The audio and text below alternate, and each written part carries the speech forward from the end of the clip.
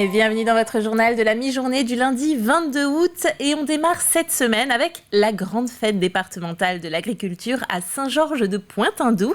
C'était ce week-end. L'occasion pour les professionnels du secteur de faire découvrir leur profession et savoir-faire au travers de démonstrations, d'explications, mais aussi d'animations parfois insolites, à l'image des très attendues courses de moissonneuses-batteuses ou encore de tracteurs-tondeuses. C'est à cette dernière compétition qu'a assisté Alexia Janet. 3, 2, 1, c'est parti! C'est ici l'une des activités les plus attendues de la fête de l'agriculture. Le tracteur tondeuse cross. Des tracteurs tondeuses lancés à plus de 70 km/h. Forcément, ça attire le public et ça impressionne.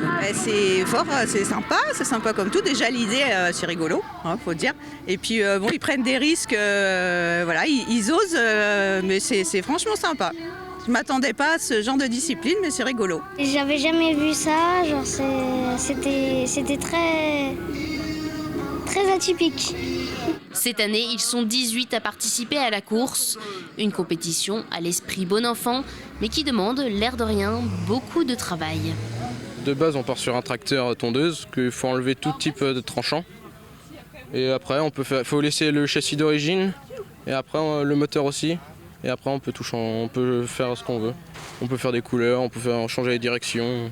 On a bossé des week-ends, des soirs en semaine. Au total, cet engin aura demandé 1 an de préparation pour l'équipe, même si le tracteur tondeuse a fini par tomber en panne à peine quelques minutes après le début de la course. Il y a les poulets à dresser aussi. J'ai fait même pas un tour. Voilà. Peut-être un peu déçu de pas... Ouais, un peu quand même, c'est dommage. Mais on va se rattraper sur la prochaine course. Espérons.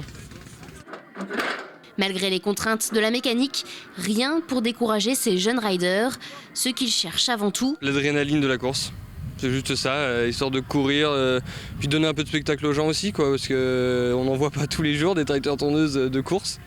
Donc c'est vraiment ça aussi qui est vraiment intéressant, de faire plaisir aux gens aussi. La prochaine étape pour ces jeunes passionnés, le Moisse-Bat Cross avec une moissonneuse-batteuse. La fête de l'agriculture, elle, s'est terminée dimanche. Elle attire chaque année près de 30 000 visiteurs. Et au Sables d'Olonne, le village de la Golden Globe Race a officiellement ouvert ses portes ce samedi matin. 16 engagés sont prêts à prendre le départ d'une des courses les plus difficiles au monde. Rendez-vous est donné le 4 septembre pour voir les skippers descendre le chenal des Sables d'Olonne pour un tour du monde en solitaire, sans assistance ni instrument moderne. Et en attendant, on piaffe d'impatience à quai. Énormément de paramètres qui la rendent difficile, mais je pense que pour vouloir la terminer, le plus difficile, ça va être de ne pas avoir de problème qui causerait un abandon. De là s'ajoutent plein de problèmes, effectivement, de dureté, de pas pouvoir discuter avec la famille, de pas voir ses enfants, de pas voir ses proches, de solitude. Ça, c'est sûr que c'est des éléments durs. Mais le plus dur, je pense, sur cette épreuve, c'est de ne pas l'abandonner et de réussir à la finir. Parce qu'elle est tellement longue, et il y a tellement de possibilités que ça s'arrête pour diverses raisons, que c'est ce qui la rend hyper dure et c'est ce que quelque part j'appréhende un petit peu. On prépare pour ça depuis 4 ans. Et là, on arrive, on est à 2 semaines de le départ, c'est super bien. On est là, on est presque prêt. Bien sûr, il y a une vingtaine de choses qui restent à faire sur le bateau, mais les petits trucs, et puis on pourrait partir. J'ai hâte de partir avec la course le 4. Allez, du football à présent avec la victoire des Herbiers face à Moulins-Yzeure, 2-0 concernant la Nationale 2. Les buts ont été marqués à la 22e et 89e minute. Et du côté des Sables d'Olonne, ce vendredi, on accueillait les drapeaux officiels des Jeux Olympiques de Paris 2024.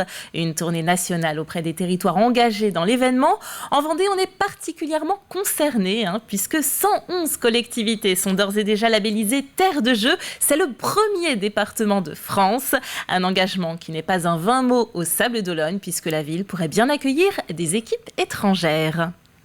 On est également base arrière au niveau des équipements sportifs, puisqu'on a 6 équipements au niveau des Sables d'Olonne qui vont pouvoir accueillir des délégations étrangères. D'ailleurs, on a plusieurs délégations qui ont déjà postulé pour venir, qui se sont renseignées, qui nous sont approchées pour voir un petit peu comment était le terrain de jeu au niveau des Sables d'Olonne. Et puis, généralement, ils sont contents et on a vraiment bon espoir d'avoir un certain nombre d'équipes olympiques étrangères qui peuvent venir des fois de très loin, je dirais du Japon, par exemple, et qui viennent justement pour s'acculturer et voir comment ça se passe en France, et notamment au Sables d'Olonne.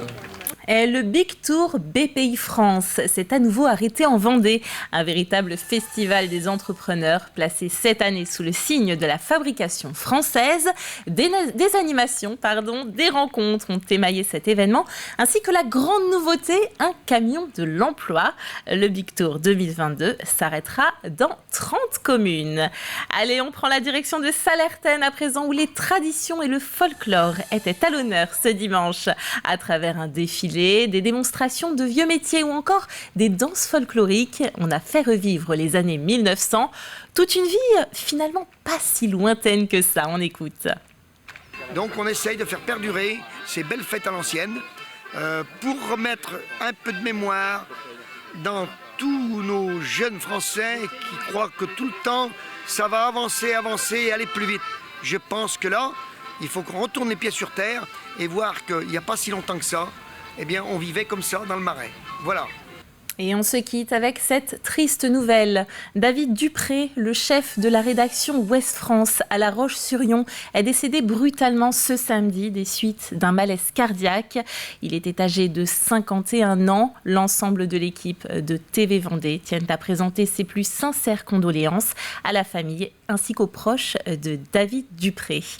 On se quitte maintenant avec un mot concernant la météo. La météo de ce lundi qui est, vous le voyez à l'écran, plutôt aléatoire. On va avoir des nuages, un petit peu de soleil. Les températures iront de 24 degrés dans les terres jusqu'à 22 sur la côte. 24 degrés avec même un petit peu de pluie concernant l'Île-Dieu. Le reste de la journée devrait se découvrir un petit peu. À noter qu'il y aura du vent très léger jusqu'à 20 km/h dans les terres. Mais vous le verrez ces prochains jours, le soleil refera son apparition et avec une remontée des températures et même des températures très chaudes à venir. Ainsi s'achève ce journal. Vous retrouverez votre actualité à 18h. Je serai moi présente ici pour vous la présenter. Sur ce, passez une très belle après-midi et à bientôt sur TV Vendée.